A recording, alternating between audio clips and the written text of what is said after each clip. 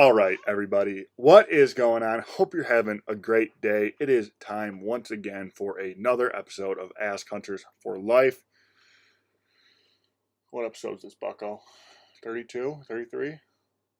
32. I got the cat over here in the corner. He always liked to come in here and run across the keyboard when I'm trying to make videos. So I figured if we just move in his cat tower into the office, he'd be less annoying. And for the most part, it's working. We're getting him trained up. A couple months left to duck season. We got a long ways to go before he's ready to fetch ducks for us. Okay, so did some pretty productive things today. Got all of the people that have responded. This was our biggest giveaway yet, and everybody that, I mean, as far as people actually responding, I think our 6,000 subscriber giveaway, we picked like 20 winners. I don't even think we gave away like 5 prizes, but we picked 15. And I think so far 10 of the people that won have gotten back to us. So prizes are in the mail for those 10. Unfortunately, I guess the rod that I ordered is back ordered.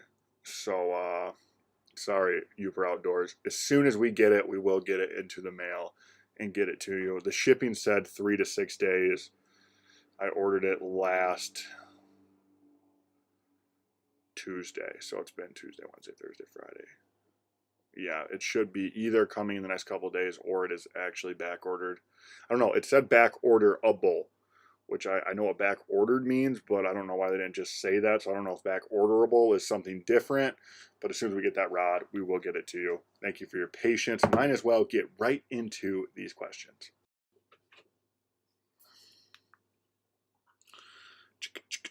I think we have 11 questions for this episode. Okay, first one, we got our buddy Crispy TV wants to know what we use to edit.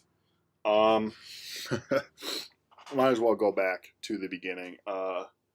This is the second iPad I had. I started with this is a 128 gigabyte iPad. I started with an 8 gigabyte iPad, and honest to God, probably did our first 75 to 100 videos on that iPad with the $4.99 iMovie app, which it's as basic as you need to edit. You can cut, you can do. I mean, the basic features. The only problem with only being an 8 gigabyte iPad was, I think at that time we had, where is he?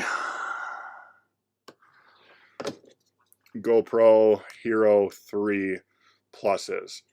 And these, I mean, at the time, these were the bee's knees. They're kind of obsolete now with the actual case. The new ones don't have a case, so the audio is a little bit better. The only problem was I'd put a 64 gigabyte memory card in here, and I'd upload like 6 to 7 gigabytes of the footage, edit that, trim it down to what I took, save that, delete the rest, upload more, trim that down, save it, piece that together, and then there were a couple instances where I ran into a problem where the videos we were trying to edit were more than 8 gigabytes, so that iPad started to screw off, and we went out and got the newer one with 128 gigabytes, and I think I probably made, and the other day we just made our 300th videos for like 301 videos or 302 or something like that, but I think probably the first 150 to 200 of them before I got this fancy computer here were all made on an iPad.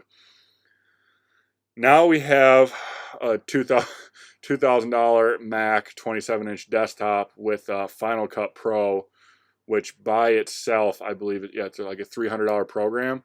But the cool thing was they had an education bundle for students where you could get, for $200, you could get Final Cut Pro, and like 4 or 5 other programs that are all like editing type things. I honestly haven't screwed with any of them, but I figured saving $100 to get the program I wanted and getting a bunch of additional programs was pretty good. I would definitely recommend, if you already have an Apple, get Final Cut. If you have a decent budget and you would like to get into editing, get an Apple, just because it's way easier.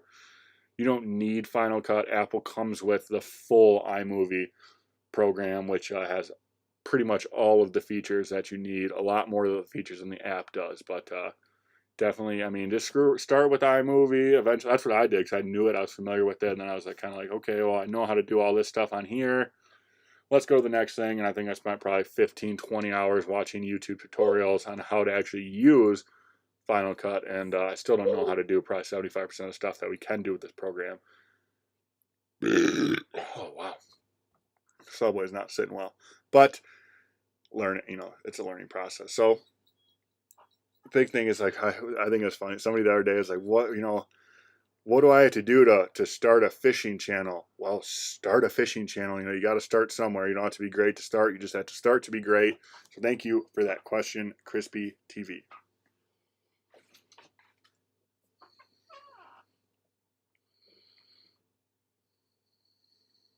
Okay. We got 2 questions from our boy Big O Outdoors. He wants to know, first question from him, what is your biggest trout? I used to do a lot of salmon and lake trout trolling, where you catch Lakers and browns and steelhead and stuff like that with my dad when I was real young, a little tyke. But he was pretty much in charge of the show, so I'm not going to count the fish that we caught out of Lake Michigan, which were, I swear, they were this big. But recently, the biggest inland brown trout I caught was 17.5 inches, and that was an absolute beauty. Caught one on Lake Superior this winter that was 24 inches and like 6.5 or 7 pounds. Caught one on Isle Royal last summer that was 33 inches, 11 pounds. And that was me trolling out of the Bass Tracker by myself, and I was pretty jacked. I put that lake trout in my bass net, which is not very big, by myself too. So that was pretty sweet. Biggest steelhead, 29-inch, 12-pound female. Biggest inland rainbow. Actually, I mean, in that last, our trout limit video, go check that out if you haven't seen it. Probably like, I don't know, 17, 18 inches. Suppose there's a bunch of 20 inches in that lake. So we're going out tonight trying to tangle with those. What else? Oh, I caught a splake the other day. Well, not the other, couple months ago in the spring, right down here in the harbor. That was, I think, 24 inches and like 4 pounds. Splake, rainbow, brown trout, lake trout, brook trout. Biggest brook trout was 16.25.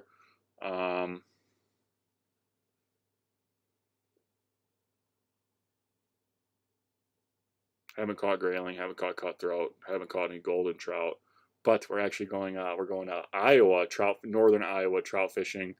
Yeah, I think we'll be down there from July 19th to the 22nd or 23rd, something like that. Our buddy Ryan's getting married, and that's his bachelor party. Shout out to you, brother.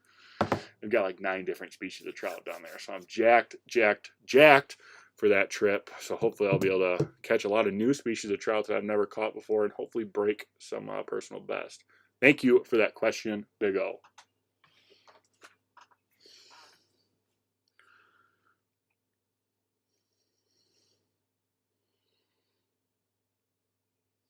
All right.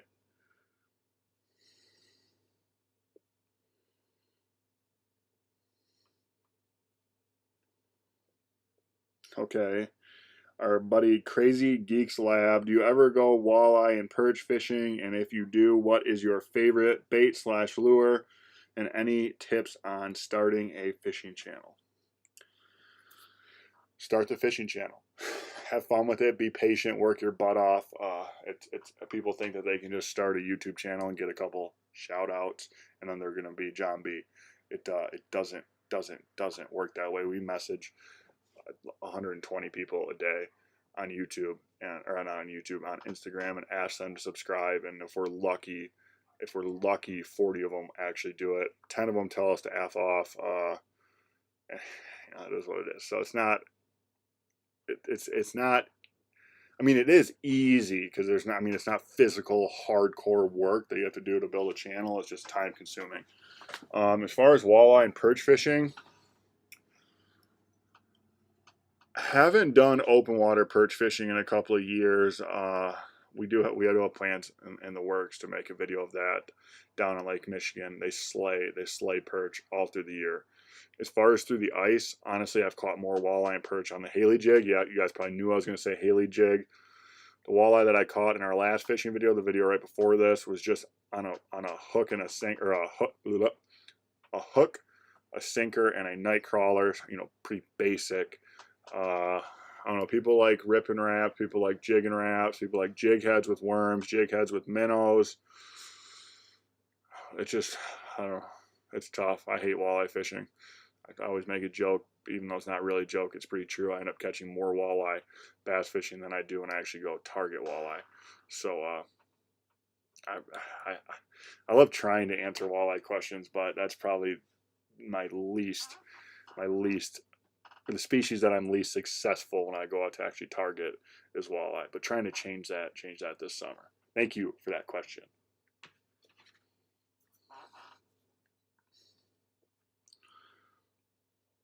Hey, here's another question from our boy Big O. You should come sturgeon spearing down in Wisconsin. I'm assuming you're talking about Lake Winnebago, because to the best of my knowledge, there's only 2 lakes in the continental United States where you're allowed to spear sturgeon. That's Black Lake here in Michigan, and then Lake Winnebago over in Wisconsin. And actually did do that. You saw a bit of that in our last episode, Ask Hunters for Life, and we got invited out 2 years ago by somebody who at that point had been trying to spear a sturgeon for 5 years. So I went out on my bluegill rod fishing through the ice, and about 15 minutes with the Haley jig, of course, 6-pound test. About 15 minutes. This is still a hard story to tell. About 15 minutes into fishing, I hook into what I swear to God was the bottom of the lake, and turned out it started moving, and spent about an hour and 45 minutes fighting a sturgeon, and lost it. With about, the whole time looking down at the spool on my reel, and it got to the point where I could count the revolutions of line that were left on the reel. So every time I'd lose a revolution, I'd tick the drag one bit tighter, just in that time, and just tried, the fish was just running for the last like second half of the fight. For the first half, you know, he'd run, I'd gain on him, I'd get some of my line back, he'd run, I'd get some line back. But no, for the second half, he was just, screw this, I'm out. And I got down to, all right, about 3 revolutions of line. I ticked that drag one more time, felt the pop, felt it go slack, thought for sure that he broke me off, but no, he actually straightened out the hook on the Haley jig, and swam away. The amount of line I had on my reel, I kind of justified it as there was about probably a dozen spearing shacks within the radius of where I was set up. So I think somebody speared them, got him up to the surface, and pulled my hook out of its mouth. That's just what I tell people. And it's funny, on Lake Winnebago, like here in Michigan, you know, people hang up their deer up in front of like gas stations or like, you know, sports shops or something like that.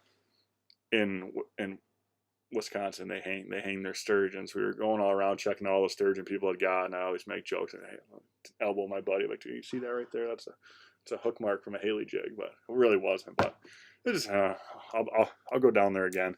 I'd definitely like to tangle into another sturgeon on actual fishing gear, but spearing one, that would be pretty awesome.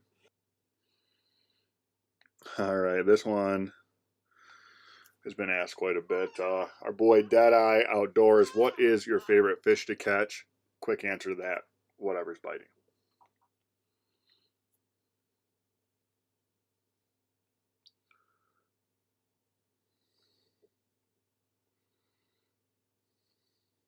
Okay, our boy Andrew Long, have you ever been fishing for grouper? Being here in Michigan, don't really have access to salt water, so I've never been fishing for grouper. I fished for tuna in Hawaii. I fished for mahi-mahi, and well, I fished for whatever when we were in Mexico. I ended up just catching mahi-mahi, which are a wicked fish to catch. Fish for halibut and salmon up in Alaska, cod. As far as grouper go, I would love to fish for grouper. I'd honestly want a hand line for them. I was watching one on One Rod, One Reels videos, and nothing but respect for the guy, but he's a little feller. And he hooked into, I mean, a grouper that was a Goliath grouper that was a couple 100 pounds. And I mean, watching him just get destroyed by this fish was, it's kind of funny. I mean, I'm in probably after my hernia surgery, probably the worst shape of my life, but signing back up for another gym membership here. So hopefully another year from now, I'll be back in good shape and ready to tangle a grouper on the hand line. Thank you for that question. That was a good one.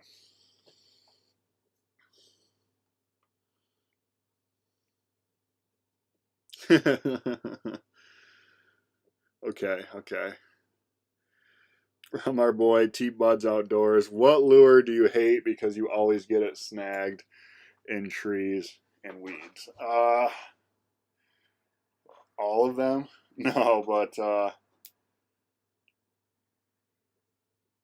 I'd say jerk baits, honestly, because they make so many different kinds of jerk baits. They make some that are like 1 to 2 footers, slow sinking, slow rising, suspending. They make 2 to 4 footers, 6 to 9. You know, so there's husky jerks. The big problem, I mean, I'm blind as a bat, so obviously every now and again I'm gonna throw my bait straight into a tree. It happens to the best of us. But as far as the jerk bait, the one that sucks is when you have like a 4 to 6 foot jerk bait tied on or whatever, and you're only in like 2 to 3 feet. And I mean, you do if you're in the right bottom structure, you know, it's just sand or just rock and not any timber trout or weeds or fishing line from other people that snagged. You can get away with it because sometimes when that bait just digs into the bottom, the fish kind of stirs up the bottom of the fish like that, and they go crazy over it. But usually it doesn't work out that smooth. Especially most jerk baits are 2 to 3 hooks with treble hooks on all of them, and those they snag pretty good. And especially when you throw them 30 feet up into a tree, it's tough to get them back. I have had to climb a few trees after some of my baits, but that was a pretty good question.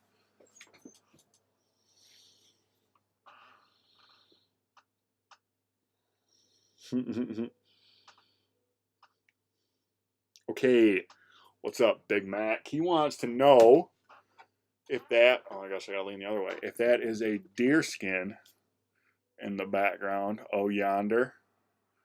Sure is. That's actually it was a doe. Actually didn't kill that one. A taxidermist buddy, killed it and skinned it and got it tanned and gave it to us. This one right here. I hate this camera. The big one behind me, no, they're not both wolves. No, they're not both coyotes. No, they're not both foxes. Might as well go grab them. I don't know why I have sunglasses up there. This one my dad and I actually trapped. This is a 56-pound female coyote. One well, my dad still does. I used to help him out every now and again. He did some nuisance control trapping downstate, and this one actually killed somebody's dog. So we went out and took care of the problem. But the crazy thing about this is, if you can tell, one of the feet are missing, and that was not a taxidermist mistake. Some other trapper in Michigan and the Lower Peninsula, you're required to check your traps every 24 hours. In the Upper Peninsula, you're required to check them every 48 hours. And needless to say, the guy that caught that one caught in a foothold and did not check his traps in the required time. And the coyote actually chewed his own leg off. And then it was actually completely grown over when we got him. This one we got in a small little residential area that we trapped. This is a red fox, beautiful, like typical red fox. As soon as I pick this thing up, the cat's just eyeing me down. You don't like that very much. This one we snared because you're allowed to snare on private land, and the snare was set for coyotes. So when we got him, he was body snared around the hindquarters, and I guess while he was in the trap, he must have made a sound that the local coyote did not like, because the coyote came in and it was just one chop right to the neck just to kill it for competition or ego thing. I don't really know, but killed it and walked out. I mean, we literally picked this thing up when there was still, a body inside of this hide, and you could take your fingers and touch them together. It just completely shattered its neck, which is pretty crazy. I don't know what your guys' views are on trapping, but part of our way of life. So if you want to start some stuff in the comment section, that's all right. But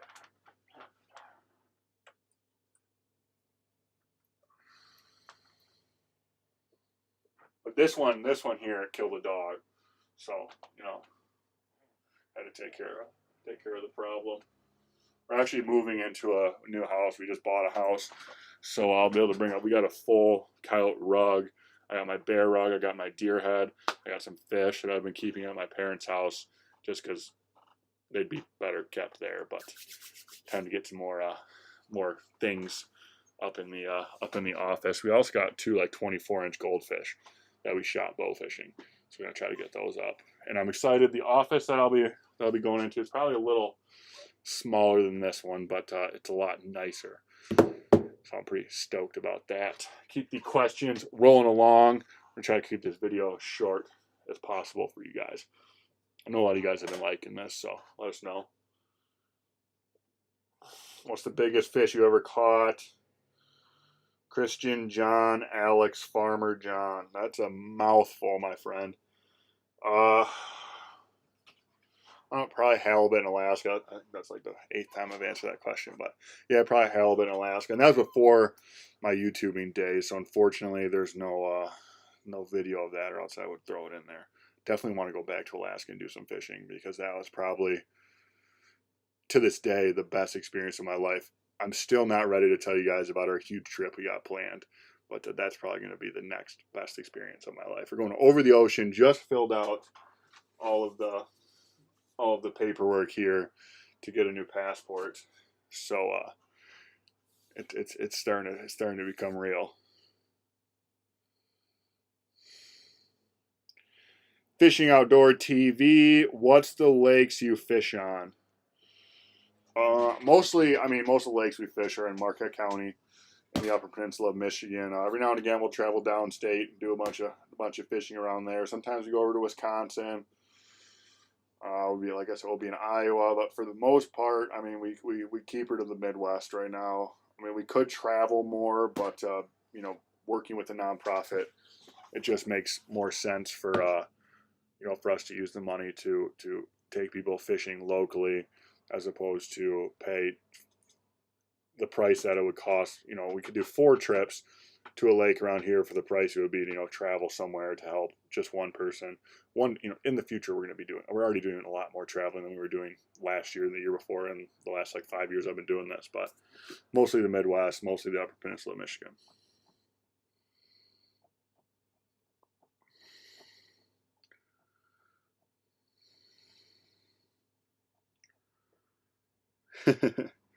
All right, our boy Youper Outdoors. What GoPro should I get? Also, what type of gun is a lever action by the door? All right, we'll answer the first one. I had a GoPro Hero 5 Plus, or Hero 5 or Hero 5 Plus. I don't remember I think it was just a Hero 5. After I had 2 GoPro Hero 3 Pluses, which did the job, and then the Hero 5 came out, and the cool thing was it was all waterproof. There was an actual waterproof case, so the audio was a little bit better, not perfect. We have been looking into getting microphones, because every now and again we'll get a comment complaining about our audio.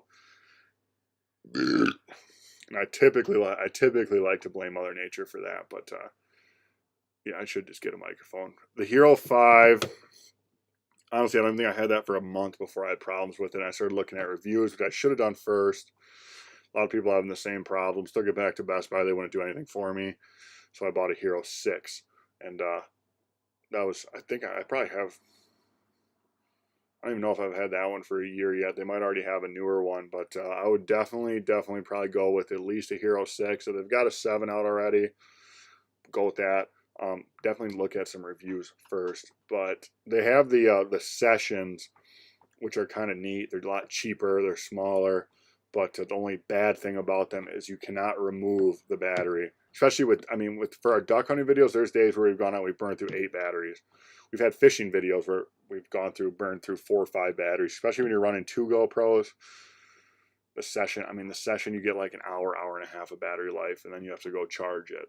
So definitely if you're planning on doing long videos, just go with the Hero. I think the Hero 5 or the 6 is down to I think like $400 now or something like that. As far as the lever action, this is my cowboy gun. My grandpa gave it to my dad, who gave it to my sister, who I acquired it from. And this is actually the gun that I'm going to be taking on the trip that I'm not going to tell you guys about yet, to shoot 6 animals that I've never personally seen and definitely never killed before. So this is a 35 Marlin lever action, as you can tell. Every now and again I'll go out and I'll ride my horse around and you know, play cowboy. Just kidding. But yeah, I love this gun. The only rifle I have up here, well, I got a 22. I got my 12 gauges and muzzle loaders, and about time. Buying a handgun pretty soon here, just because we're moving. Our house is not in the best part of town, so I'll be buying a handgun. Yeah, that was about all of the questions we have. I just noticed as I got closer to the camera that I probably should have potentially took a shower before this video. I just got back from walking to the post office, and it's pretty warm up here. I'm looking like a greasy potato. But thank you guys so much for watching this video. Hope you enjoyed it. Didn't really have an opportunity to throw really anything into this video like we usually do. That's the one thing. The downside, going back to the editing thing, is every time I would edit a video on my iPad, I would have to delete it after I upload it to YouTube because I didn't have enough storage. So I pretty much only got, like, I think the last maybe 100 videos saved on this computer, because this is like a terabyte or a 2 terabyte, and I've got a couple like terabyte external hard drive things. So a lot of the videos that I could have used to put into here, I can do like a screen recording thing off of. That's what we've done for in the past, but I'm noticing the quality is not very good. The audio is terrible, and that's just a basic screen recording. There's a program that I've been debating buying where I can get better screen recording, but getting off topic on that. Thank you guys for watching this video. Hope you enjoyed it. I know you all already have subscribed. If you haven't, hit that subscribe button. Give us a thumbs up, thumbs down, whatever you're feeling. Leave a comment with a question. Doesn't have to be fishing or hunting related. You can ask me questions about the things in this room, questions about whatever you want to ask questions about. We'll do our best to answer them. Yeah, pretty stoked. We're going out to do another nighttime trout fishing video tonight. Then we're going to do a bluegill, and well, we're going to film, hopefully film another nighttime trout fishing video tonight. And then tomorrow we're going out for bluegills and bass.